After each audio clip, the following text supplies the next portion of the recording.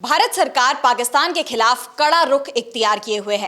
एक के बाद एक भारत सरकार के ऐसे फैसले सामने आ रहे हैं जिसे पाकिस्तान के लिए बड़े झटके के तौर पर देखा जा रहा है। सबसे पहले भारत से सभी पाकिस्तानी नागरिकों को पाकिस्तान वापस भेजा जा रहा है। उनके नागरिक वीजा सभी रद्द कर दिए गए हैं। और वहीं सिंधु जल समझौता की अगर बात करें तो इसे लेकर दोनों ही देशों में रार छिड़ी हुई है। भारत ने यह समझौता हाथों हाथ रद्द कर दिया। 22 अप्रैल की घटना के बाद सबसे पहला कदम भारत सरकार की तरफ जो उठाया गया वो सिंधु जल समझौता को लेकर ही था। सिंधु जल समझौता रद्द करने के बाद अब भारत सरकार ने एक और बड़ा फैसला किया है जिससे पाकिस्तान सरकार की नींद उड़ सकती है। भारत ने पाकिस्तान से सभी तरह की वस्तुओं के आयात और निर्यात पर रोक लगा दी है। और ना सिर्फ किसी भी वस्तु के आयात और निर्यात पर ही बल्कि सभी तरह के डाक और पार्सल सेवाओं पर भी आज से रोक लगा दी गई है। सीधे सीधे आदेश जारी किया गया है कि तत्काल प्रभाव से ये सारे आदेश लागू किए जा रहे हैं। इसे पाकिस्तान के लिए बहुत ही बड़ा झटका माना जा रहा है क्योंकि पाकिस्तान पहले से ही कई तरह के संघर्षों से जूझ रहा है। पाकिस्तान में आंतरिक संघर्ष देखा जा रहा है।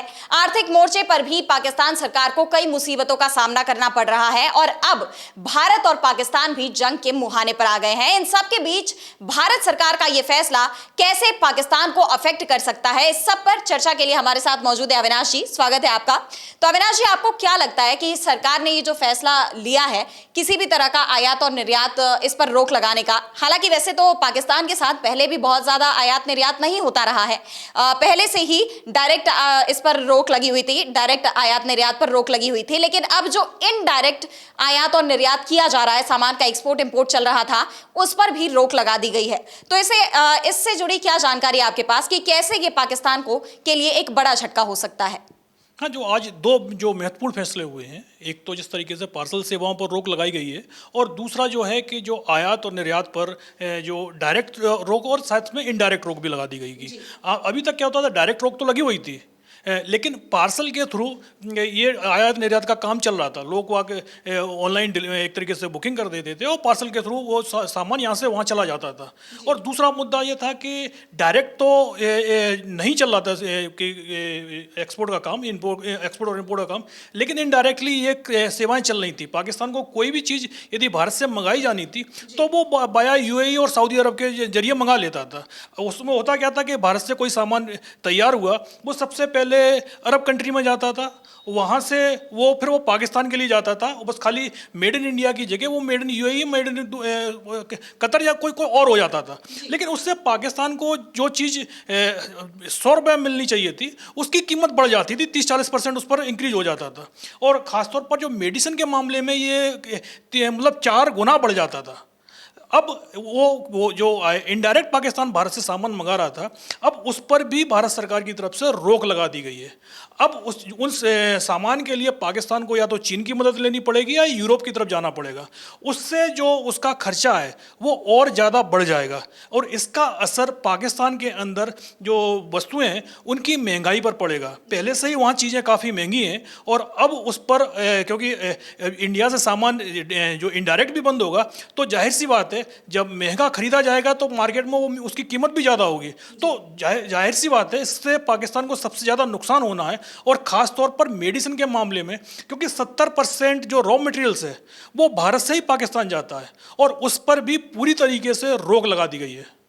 यानी सबसे बड़ी महंगाई, सबसे ज्यादा महंगाई अगर हम किसी क्षेत्र में देखते हैं तो वो है फार्मास्यूटिकल इंडस्ट्री। दवाइयां आज के तारीख में जितनी महंगी हैं उतना महंगा शायद कुछ भी नहीं है। और ऐसे में अगर भारत से सभी तरह के आयात और निर्यात बंद कर दिए जाते हैं तो पाकिस्तान के लिए जो सबसे ज्यादा महंगाई जिस क्षेत्र में देखी जाएगी वो फार्मास्यूटिकल इंडस्ट्री में है और ये वहां की आम जनता के लिए बहुत बड़ी समस्या का कारण बन सकता है। वैसे भी पाकिस्तान आर्थिक मोर्चे पर जंग लड़ ही रहा है। आईएमएफ से लोन के लिए बार बार बात की जा रही है लेकिन अभी तक आईएमएफ ने लोन को मंजूरी नहीं दी है और अभी 9 मई को भी एक दौर की वार्ता होने वाली है पाकिस्तानी अधिकारियों के साथ आईएमएफ की। ऐसे में जहां आर्थिक मोर्चे पर पहले से ही पाकिस्तान कमजोर है और अब भारत सरकार ने अगर उसे पाकिस्तान जाने वाली सभी वस्तुओं पर रोक लगा दी गई है, भारत से जो वस्तुएं एक्सपोर्ट इंपोर्ट की जा रही थी चाहे डायरेक्टली चाहे इनडायरेक्टली, तो ये पाकिस्तान सरकार के लिए, वहां की आम जनता के लिए बहुत बड़ी परेशानी का कारण बन सकता है। और अगर बात करें पाकिस्तान की, तो पाकिस्तान में केवल इसी आर्थिक मोर्चे पर ही लड़ाई नहीं है, बल्कि लड़ाई कई मुद्दों पर चल रही है। पाकिस्तान में बलूचिस्तान का हिस्सा अगर हम देखें खास तौर पर, तो बलूचिस्तान में लगातार जो विद्रोही गुट हैं वो लगातार हमला कर रहे हैं। बलूच विद्रोही, अभी हमने हाल ही में देखा था अविनाश जी, जाफर एक्सप्रेस पूरी ट्रेन को उन्होंने हाईजैक कर लिया था और खास तौर पर पाकिस्तानी सेना के जवानों को निशाना बनाकर उन्होंने मारा था।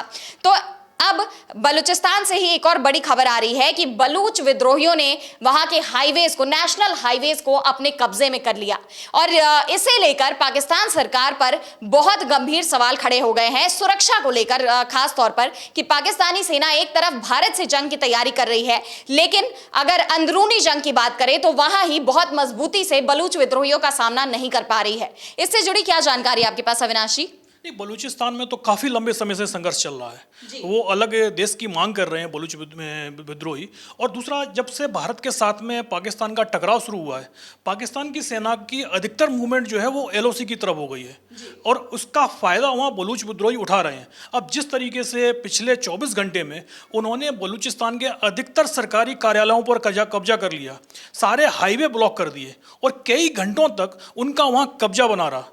कई तो जो सरकारी इमारतें हैं उन्होंने उसको ज़बरदस्त नुकसान पहुंचाया है और सीधी सीधी एक तरीके से पाकिस्तान को बहुत बड़ी चेतावनी है कि उसके लिए भारत से जो टकराव है वो तो उसकी परेशानी का कारण बना ही हुआ है, लेकिन उसकी जो अंदरूनी हालात हैं, चाहे वो बलूचिस्तान का मामला हो चाहे खैबर पख्तूनख्वा का मामला हो, दोनों ही जगह पाकिस्तान के अंदर ज़बरदस्त बवाल मचा हुआ है। पाकिस्तान की आर्मी को सीधा सीधा टारगेट किया जा रहा है।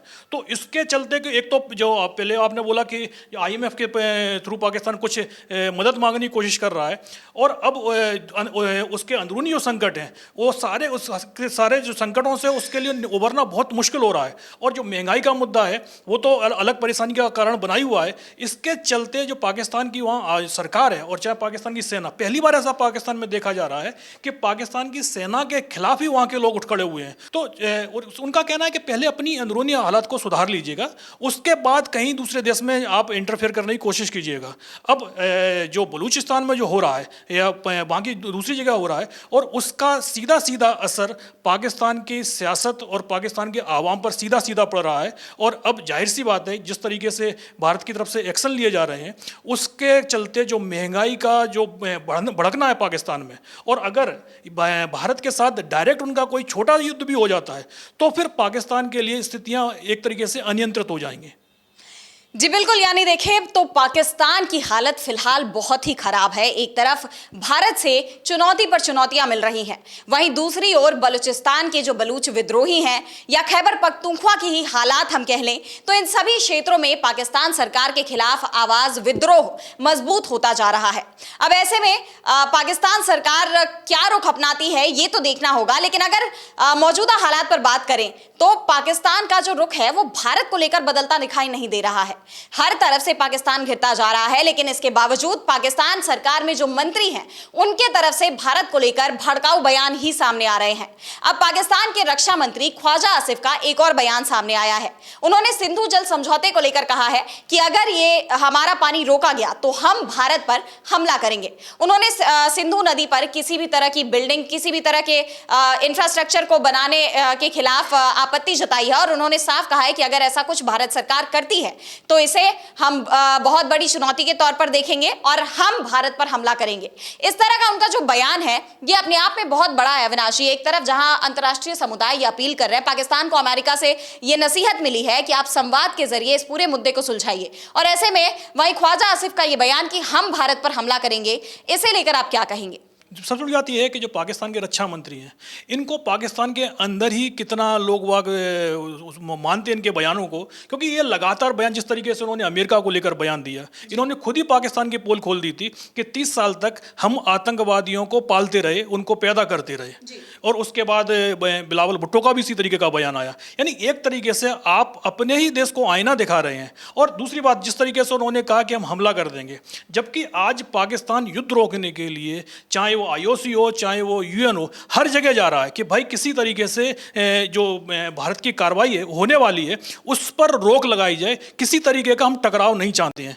तो दो तरह की बातें हो रही हैं, एक तरफ तो ये है पाकिस्तान UN में जा रहा है, दूसरी तरफ कोशिश हो रही है कि भाई किसी तरीके से युद्ध ना हो, और उनके जो विदेश मंत्री हैं, रक्षा मंत्री हैं, उनके जो बयान अलग अलग आ रहे हैं, उनके उससे तो लगता है कि वो पाकिस्तान चाहता है कि किसी तरीके से टकराव बना रहे, तो ताकि जो सरकार का जो ध्यान है, जो जनता का ध्यान है, जो महंगाई को लेकर त्रस्त है, उससे सरकार उसका ध्यान भटका सके। लेकिन जाहिर सी बात है, ना तो पाकिस्तान में कोई चाहता है कि कोई बड़ी जंग हो, और दूसरी बात यह है कि भारत के में गुस्सा है तो पाकिस्तान के अंदर घबराहट दिखाई दे रही है। तो अब ये देखना यही है कि जो, क्योंकि यदि युद्ध होता है तो जाहिर सी बात है नुकसान हर तरफ होता है, तो भारत की तरफ से इस तरीके की कार्रवाइयां लगातार होती जा रही हैं, उससे पाकिस्तान लड़ाई से पहले उसकी आर्थिक स्थिति जरूर खराब होती हुई दिखाई दे रही है।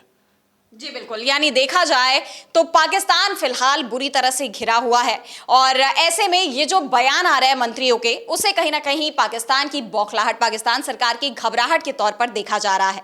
बहरहाल पाकिस्तानी मंत्रियों की धमकियां, भारत सरकार की कार्रवाइयां, इन सब पर हमारी नजरें रहेंगी और आपको भी हम इन सब से रूबरू करवाते रहेंगे। लेकिन फिलहाल आज के लिए इतना ही। बहुत बहुत धन्यवाद अविनाश जी सभी जानकारियों के लिए, और अब हमें दीजिए इजाजत। नमस्कार।